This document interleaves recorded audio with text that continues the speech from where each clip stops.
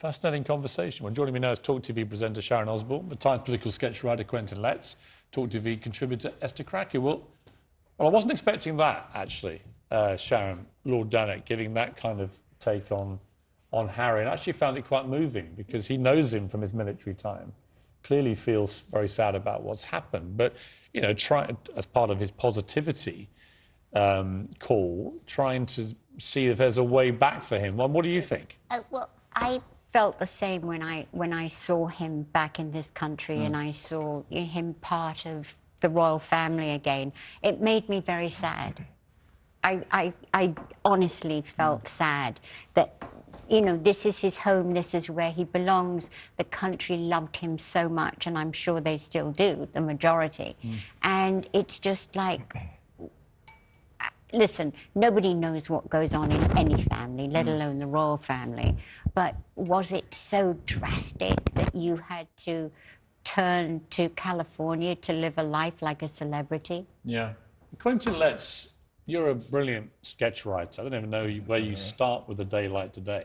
Well, I think you start with the fact that it was a state occasion. It was very, very stately. Yeah. And it's been a brilliant success in that respect. Were you moved personally by it? I was less moved today than I expected to be until Windsor. Right. And I thought the Windsor service, perhaps because it had a bit more cranmer to it, a bit more prayer book to it, and was not quite so encumbered by stately majesty. I thought that Windsor sort of got me going a bit more. But the silence in the Abbey service between the last post and Reveille, that was a very powerful moment for me. Yeah. And also the arrival of the coffin being pulled by the naval ratings.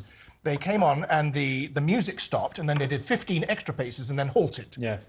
And as they marched, they were marching on sand. It made a strange sound. It made a sound a bit like shaking brown sugar in a packet. Very powerful, just the sound of those marching footsteps coming to a halt. That was a moment that stood out to me. Some people are seeing this as a kind of re-energised view to the world of what Britain does best, and therefore fantastically positive and forward-looking, re-energising the monarchy. Others have said maybe this is, you know, the beginning of the end. This is the top it's ever going to be, that this monarch was as great as we could ever expect, and that actually support for the monarchy will now slowly start to fade away. What do you think? Well, I suspect that the poll numbers, if you judge these things by polls, which I don't, by poll ratings, then possibly there will be a little bit of a decline for a bit, because that's inevitable after such an enormous peak like this. But what you saw today, and what you've seen the last 10 days, is the public saying, we are proud of our country, we are proud of our crown, we like things the way that they are, we think this is a pretty good place to live, and the way that has been asserted by the public will be absorbed by politicians, and I think perhaps the political class will be less beholden to Twitter in the future. The problem with the political class, it seems to me, in comparison to, say, this Queen in particular, we never knew what she thought about anything. And in fact, if anything ever got leaked, it was the biggest story of all time, because we just never heard what her thoughts were publicly about anything. It didn't mean she didn't have them, she just didn't express them in public.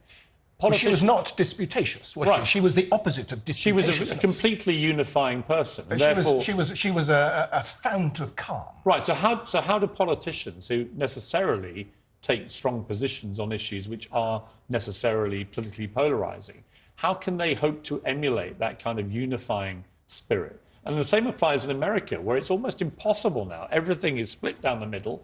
Half the country believes one thing about most stuff, half the country believes the other, and there's no coming together. United. It is no longer United States of America. You and Oz are coming back because it is so divisive. Well, because I think the politicians, I mean, the answer to that is the politicians have to disagree, because debate is essential in Parliament. But it's got so toxic. But at the same time, they need to take their lead much less from that engine of rancour that is social media. Yes. And I think that too much of our politics and our political discourse has been guided by the rancour. The latest pile-on from social media, yes. Those things really don't matter. Right. Esther, what do young people make of today, of King Charles, of the monarchy, of the future? You're a young person. I've actually seen... I was quite surprised. I saw a lot of posts on social media, you know, obviously bidding farewell to the Queen and actually saying God save the King. I've actually seen kind of an uptick in patriotism that I wasn't expecting. Right. I'm very curious though how the new Prime Minister, the relationship she will have with King Charles, because he's obviously very vocal on things like the Rwanda policy, on green policy and all of that. I just wonder what sort of their weekly meetings will be, because it's a lot harder to. Well, funny enough, Sharon and I were talking know. about this on Fox this afternoon, and I took slight issue because, Sharon, you think he's going to continue to be outspoken about issues he cares about, because he's been proven right about some of them. Absolutely. But I think he has made a decision that now he's monarch, he's not going to do this. I really think he's decided that the only way to be a popular and long-surviving monarch, beloved by the people like his mother, is just to simply stop making public pronouncements about anything that is remotely political. And that would include things like climate change, which are dear to his heart. So I just don't think we're going to see him do that. The one thing that you did say was absolutely right, that you're never going to please the mob. It's always going to be half of it that's against you. Yeah. So whatever opinion you express. I mean, look, we know. I could go on Twitter and say, you know, I love Monday, right, as a day. And within 10 minutes, there would be the most unbelievable pile of people agreeing with me. Oh, I love it. I love Monday. Like, favourite day of the year. And here's why. Other people say, are you mad? Have you lost your mind? Monday's the worst day of all time. In other words, everything has to immediately lead to an extreme reaction. Everything has to be a toxic debate. It can't be just a bit of fun. And that's the way Twitter, in particular, social media, has whipped everyone in a kind of permanent lather. And I don't divorce myself from part of this, by the way, because I quite often get sucked in and start, you know, having a go. You're a very consensual figure, aren't you? I like to think that I am somebody who expresses firmly held opinions. On the water. I'm not taking divisive lectures from you, Letts, one of the most brilliant and yet pungent writers in the business. I don't think Charles can possibly become political. He can't, can he? He can't. And if he looks at his mother's record, I mean, his well, obviously he can't continue to be political, because he has been No, quite he can't political. continue to do that. Yeah. And I think he accepted that on the first Friday when he said, my role is now going to change. Yes. And he has to just pull back from that and be a much more tranquil presence. And he has to be... But I do hope that, I mean, his is a face that naturally frowns a lot. Yes. I want my king...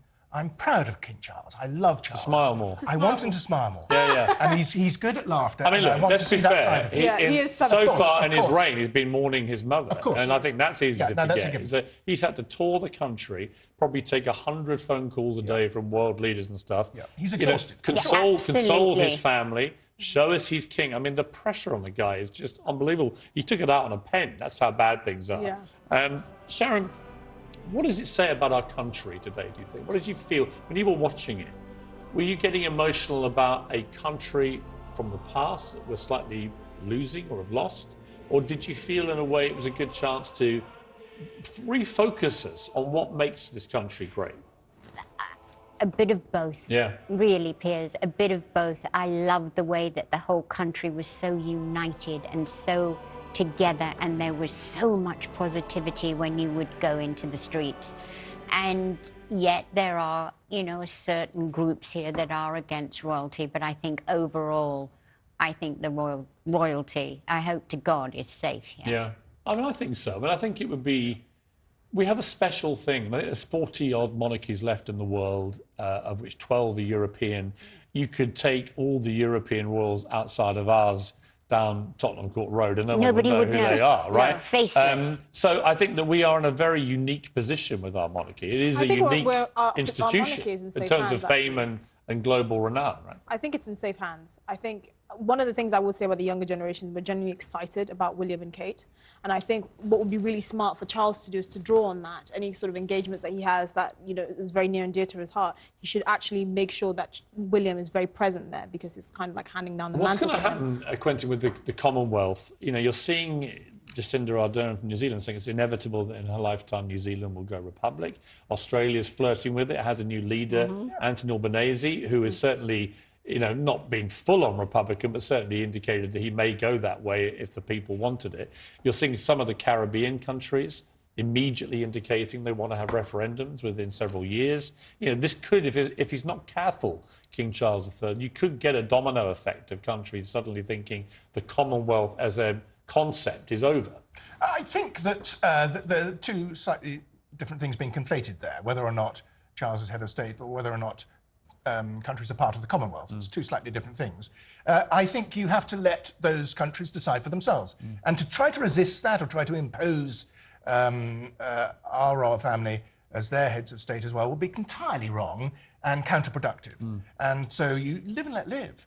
And you let these countries decide for themselves. How much is the racism allegation which Meghan Markle, the first biracial member of the royal family, of course, how much is her racism claims, do you think, Esther, had an impact, but certainly in some of the Caribbean countries? I do think it's had a negative impact, but not as much as people think, because I don't think they're highly respected figures, Harry and Meghan. I think they come across as quite whingy. And I genuinely think most people that talk about the Commonwealth don't understand it.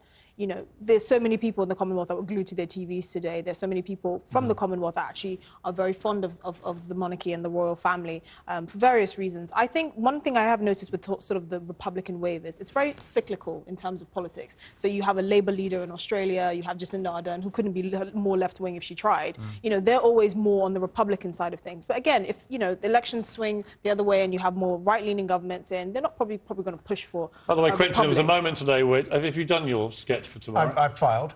Because I don't know if you spotted this, but there was I think it was an Australian crew, I think it was. There's a clip of an Australian crew. Now, we all had difficulty today identifying public figures, right? A lot of them were, you know, heads of states, which we just didn't recognise and so on. But you would have thought they That would have been Liz Truss, by the way. Have you seen this? Have you seen this? Look at this. Who's this? No, hard to identify. Maybe minor royals, members of the... I can't identify them We at this can't point. spot everyone, unfortunately. They look like they could well be local dignitaries. It's hard to see. We're looking at the backs of their heads mostly. But I think we are now getting to the pointy end, as they say, of the... I'm just told that was Liz Truss, the new Prime Minister, in the distance that we could see hopping out of that car. Come on, Australia! Down to the dregs. For By the way, did you see the spider? I recognised your Prime Minister, Anthony Albanese, immediately and announced him on American television. I think you're two ahead of me there. But did you see the spider?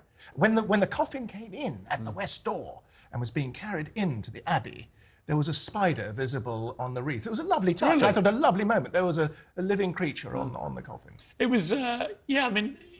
I love moments like that. Tony Blair, did you see Tony Blair wearing his garter? He needs a haircut, I thought. I think he's morphing back to his old rock god days, isn't he? Do you think? I didn't recognise him. Yeah. I honestly It's quite didn't funny watching recognise them all him. together, because what I'm told is, I was asking someone who's, you know, connected to one of the Prime Ministers, and all the living Prime Ministers were there. So you've got John Major, you've got Tony Blair, Gordon Brown, you've got David Cameron, you've got Theresa May and Boris Johnson. And although...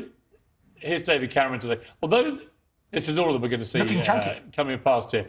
So there's Gordon Brown. So you have them all these incredibly different people, all of whom have been at loggerheads at various stages with each other. There's the rock god, Tony. There's the old waxwork. But it's an interesting thing that apparently when they all get together, there is a shared commonality of experience of being Prime Minister that actually does bring them together a bit. Except for Major and Boris. Is that right? They will not talk. Really? Yeah. Is that right? Complete daggers drawn. They're always kept as far apart as possible. Only plastic knives when those two are around. Is it really? Yeah. But it must be a strange club. There's only 6 of them, aren't there, left? It's quite a lot. We've never had so many. How many surviving? There's only about 5, 6 US presidents. I mean, these are small clubs that people are in. Absolutely. Yeah, they've known the codes to the nuclear button. And that does have a sort of... a gelling thing, and also they're in probably the same speakers. I mean, actually, I think it's 4 American presidents, isn't it?